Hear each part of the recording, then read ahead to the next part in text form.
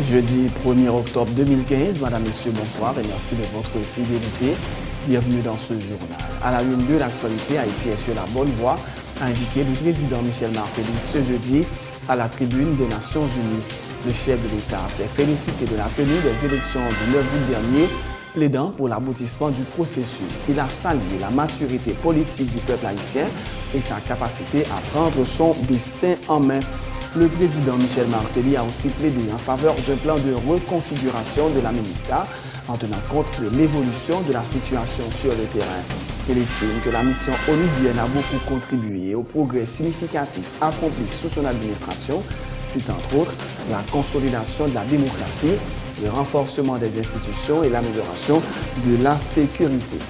Après 2 jours de discussion, des candidats et dirigeants politiques de l'opposition ont décidé de maintenir la mobilisation pour obtenir l'annulation des législatives du 9 août, tout en s'opposant à l'organisation des élections du 25 octobre prochain. Des partis tels Haïtiens pour Haïti, Fusion, ALA, Plateforme Paysan, Réparède continuent de réclamer la démission du Conseil électoral provisoire et la mise sur pied d'un gouvernement de transition. L'ancien président Jean-Bertrand Aristide sort de son mutisme pour réitérer son soutien à la candidate à la présidence de Famille Lavalas, Maryse Narcisse.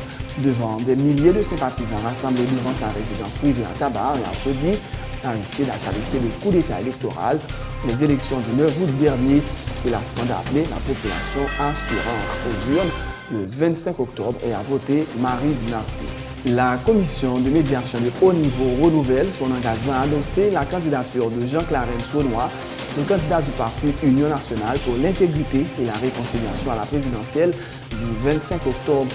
Le président de la dite commission, pasteur Gérald Bataille, appelle la communauté chrétienne, les chefs des missions, les membres de l'Église et la population en général à accompagner le candidat Clarence Saunois. Ce jeudi 1er octobre marque le début de l'année fiscale 2015-2016. Le gouvernement annonce l'entrée en vigueur du nouveau budget.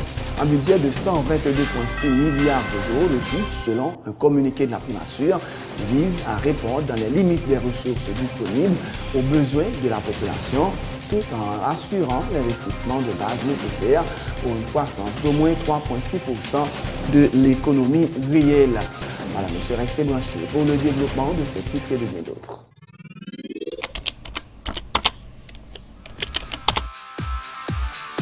Bienvenue dans cette édition d'Information Pulsation, l'essentiel de l'actualité de la journée. Merci de votre fidélité. Bienvenue dans ce premier numéro de Pulsation Week-end.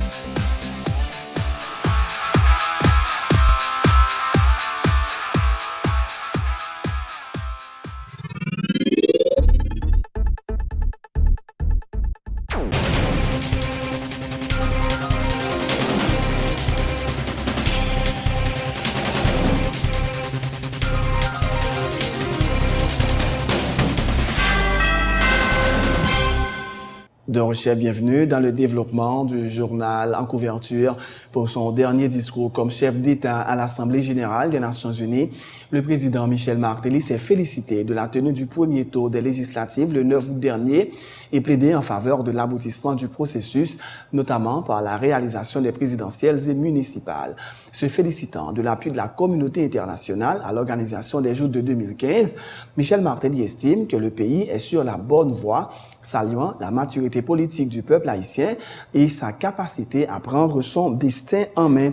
Pour le premier mandataire de la nation, le succès des élections de 2015 constituera un jalon important sur la voie de la stabilité et sera un signe de la performance et de la réussite de la mission de stabilisation des Nations Unies en Haïti durant les 11 dernières années. Le 9 août dernier, une étape importante a été franchie dans la consolidation de la démocratie. Un conseil électoral indépendant, choisi par la société civile, a démarré le processus électoral qui doit aboutir avant la fin de cette année à la réalisation des élections présidentielles, législatives, municipales et territoriales. Il y a 1 an, dans son rapport au Conseil de sécurité sur la MINUSTAH, le secrétaire général signalait que la tenue d'élections inclusives était, je cite, essentielle pour la consolidation de la démocratie et de l'état de droit et la promotion du développement. conditions nécessaires à l'amélioration des conditions de vie de la population haïtienne et à la réalisation d'une stabilité durable. Fin de citation. Je suis heureux d'affirmer devant cette haute assemblée que le pays est sur la bonne voie. Le peuple haïtien fait preuve de maturité politique et de sa capacité de prendre en main son destin. Je tiens ici à exprimer ma profonde gratitude à tous les partenaires de coopération d'Haïti et à l'Organisation des Nations Unies pour l'ampleur de l'appui fourni dans la préparation et la tenue de ces joutes. Le succès de ces élections constituera un jalon important sur la voie de la stabilité du pays et de la transition politique en 2016. Ce sera un indicateur déterminant de la bonne performance et de la réussite de la mission de stabilisation des Nations Unies en Haïti durant ces 11 dernières années. Le président Michel Martelly a aussi plaidé en faveur d'un plan de reconfiguration de la MINUSTAH en tenant compte de l'évolution de la situation sur le terrain. Il estime que la mission onusienne a beaucoup contribué au progrès significatif accompli sous son administration, citant entre autres la consolidation de la démocratie, le renforcement des institutions et l'amélioration de la sécurité. Dans le même temps, la pauvreté a reculé alors que les investissements directs étrangers ont nettement augmenté, a indiqué le chef de l'État, soulignant qu'après des décennies de stagnation, l'économie haïtienne a renoué avec la croissance. Des progrès significatifs ont été accomplis en Haïti depuis 4 ans. Je puis affirmer que sous mon administration, la démocratie s'est consolidée. Les institutions garantes de l'État de droit se sont affermies. La situation sur le plan de la sécurité s'est nettement améliorée et les droits de l'homme ont été promus et respectés. Jamais le nombre de conventions internationales ratifiées par le pays portant sur la protection des droits de l'homme, des droits de l'enfant, des femmes et des personnes vulnérables n'a été aussi élevé. Parallèlement, la pauvreté extrême a reculé. L'investissement direct étranger a connu une nette expansion. Et après des décennies de stagnation, l'économie a renoué avec la croissance. Au chapitre des objectifs du millénaire pour le développement, nombreux sont les progrès enregistrés. Haïti atteint, 3 ans avant l'échéance, la cible de réduction de l'insuffisance pondérale chez les enfants de moins de 5 ans. Grâce au programme de scolarisation universelle, gratuite et obligatoire, mis en place par mon administration, plus d'1 million d'enfants ont pu fréquenter l'école. Des progrès ont été aussi enregistrés en ce qui concerne l'accès à l'eau potable, la baisse du taux de mortalité infantile, l'allègement de l'extrême pauvreté et la lutte contre l'exclusion sociale. Les progrès réalisés ces dernières années ont été rendus possibles grâce, en partie, au soutien de la mission des Nations Unies pour la stabilisation en Haïti. Ces acquis représentent une contribution éminente à la stabilité du pays. La MINUSTAH est en voie de s'adapter à un contexte nouveau, différent de celui qui l'a vu naître. Le gouvernement haïtien opte pour un plan de reconfiguration qui tient compte de l'évolution de la situation sur le terrain. Je réitère notre souhait de voir se poursuivre le retrait des effectifs de manière progressive et ordonnée. Après 2 jours de discussion dans un hôtel à Port-au-Prince, des candidats et dirigeants politiques de l'opposition ont décidé de maintenir la mobilisation pour obtenir l'annulation des législatives du 9 août tout en s'opposant à l'organisation des élections du 25 octobre prochain. Ils continuent de réclamer la démission du Conseil électoral provisoire et la mise sur pied d'un gouvernement de transition.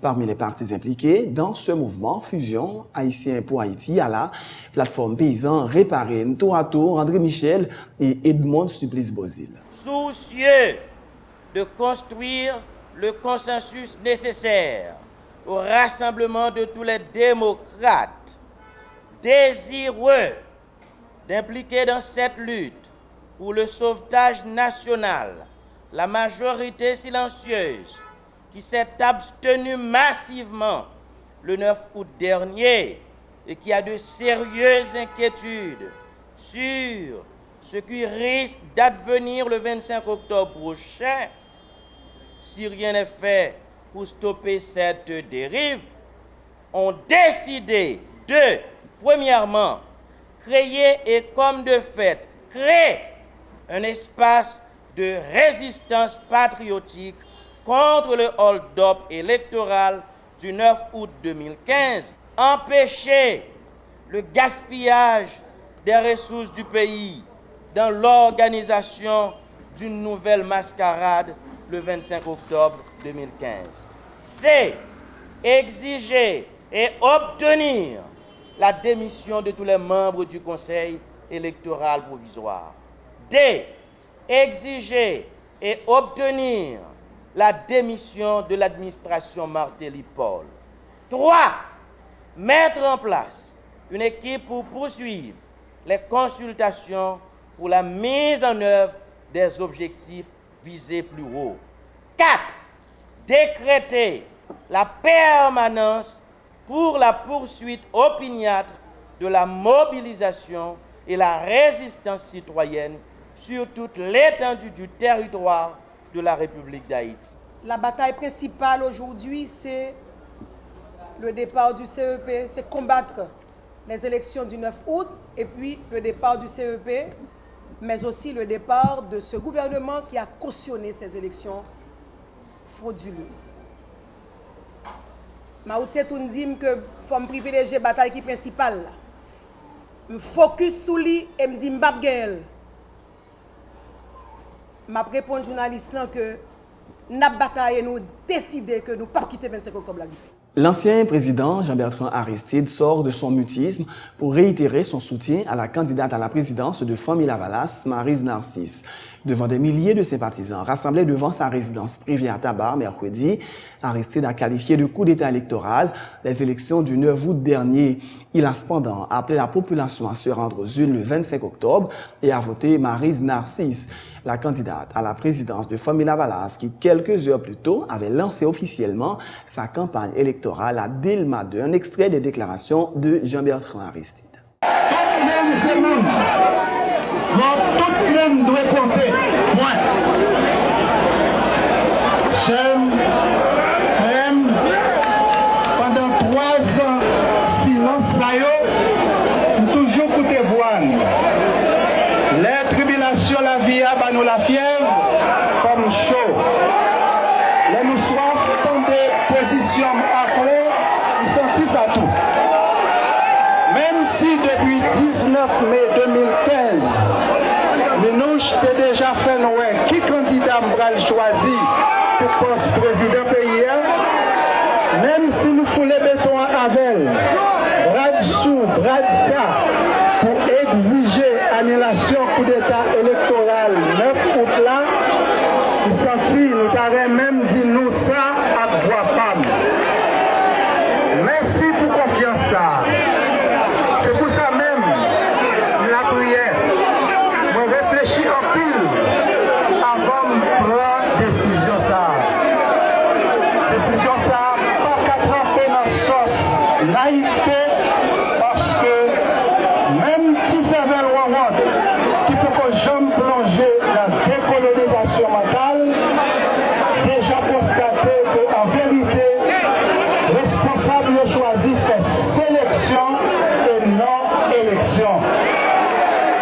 À espoir vérité ça n'a pas froissé ou offensé responsable qui se freine action même qui depuis 11 ans a monté le ciel pado à tout haïtien qui victime rapatriement citoyen qui sortit Saint-Domingue, on met ensemble pour éviter mal là d'une mal. Bouche en bouche, l'on dit là, c'est pas l'argent, c'est dignité. La commission de médiation de haut niveau a renouvelé mercredi son engagement à endosser la candidature de Jean-Clarence Renoir, le candidat du parti Union nationale pour l'intégrité et la réconciliation à la présidentielle du 25 octobre.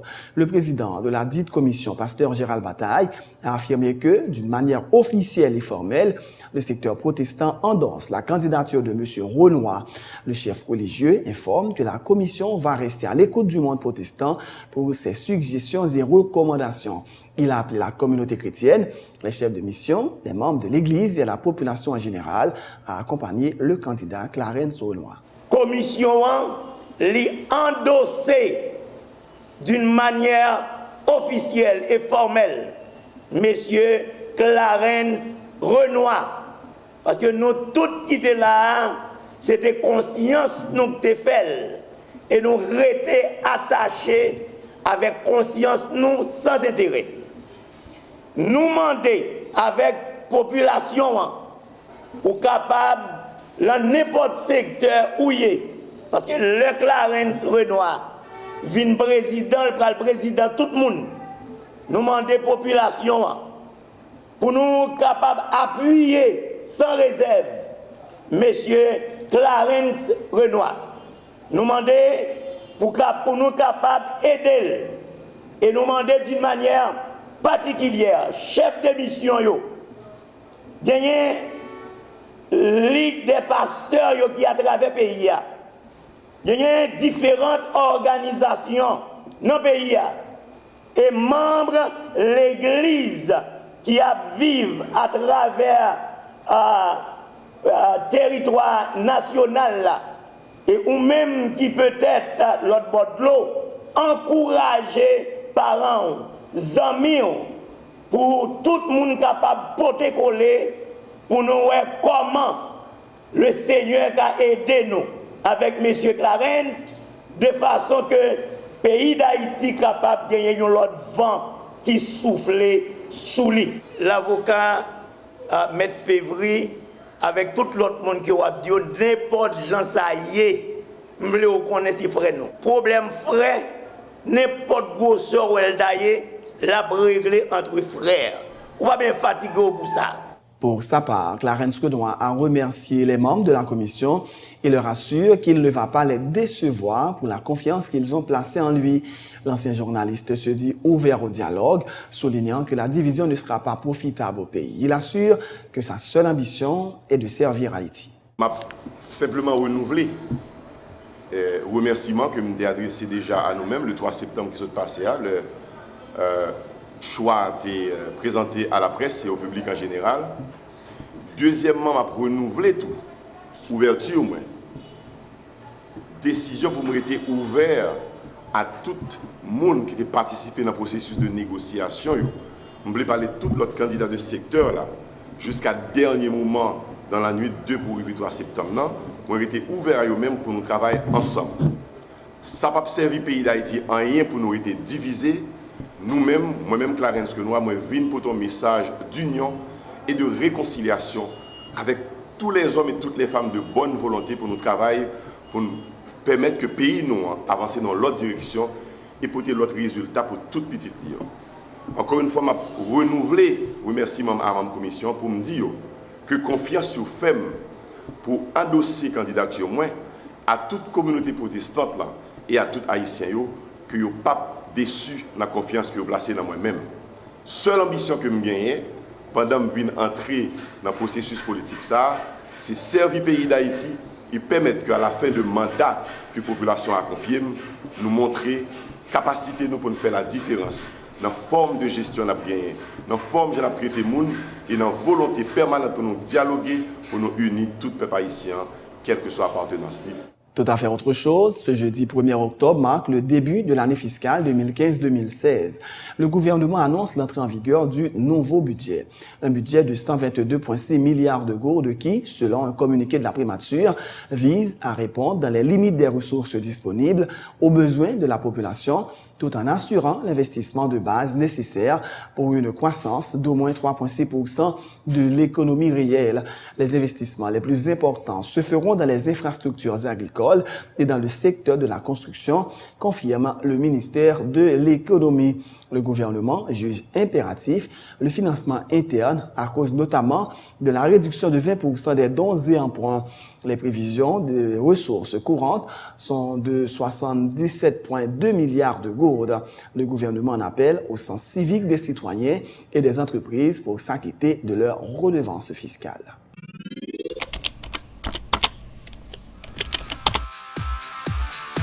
Bienvenue dans cette édition d'Information Pulsation, l'essentiel de l'actualité de la journée. Merci de votre fidélité. Bienvenue dans ce premier numéro de Pulsation Week-end.